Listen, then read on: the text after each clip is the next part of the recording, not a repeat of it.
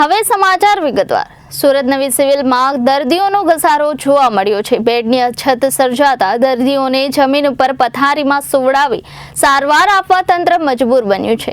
અત્રે ઉલ્લેખનીય છે કે ચોમાસા દરમિયાન પાણી અને મચ્છરજન્ય રોગચાળો હાલ સુરતમાં વકર્યો છે।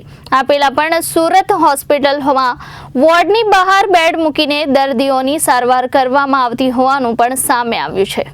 સુરત શહેરમાં પાણીજન્ય તેમજ મચ્છરજન્ય રોગે પ્રસારો કર્યો છે, ત્યારે નવી સિવિલ હોસ્પિટલમાં દર્દીઓનો ઘસારો જોવા મળી રહ્યો છે, જેના કારણે હોસ્પિટલમાં બેડની અછત સર્જાઈ છે, જેથી દર્દીઓને નીચે પથારીમાં સુવડાવી સારવાર આપવાનો વારો આવ્યો છે, જેના કારણે દર્દીઓને ભારે હાલાકી ભોગવવાનો વારો આવ્યો છે। દર્દીઓમાં તાવના વધુ કેસ સામે આવી રહ્યા છે।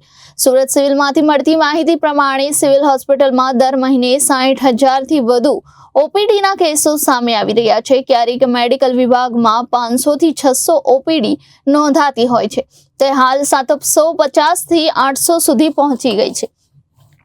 આ ઓપીડીમાંથી 100 થી વધુ લોકોને દાખલ કરવાની ફરજ પડી રહી છે, જ્યારે બાળકોને પણ 150 થી 200 જેટલી ઓપીડી હોય છે, જેમાંથી 50 બાળકોને દાખલ કરવાની પણ ફરજ પડે છે। છેલ્લા 1 મહિનાથી સુરત સિવિલ હોસ્પિટલમાં દર્દીઓનો ઘસારો જોવા મળી રહ્યો છે, જેને પહોંચી વળવા માટે સિવિલનું તંત્ર પ્રયાસ કરી રહ્યું છે।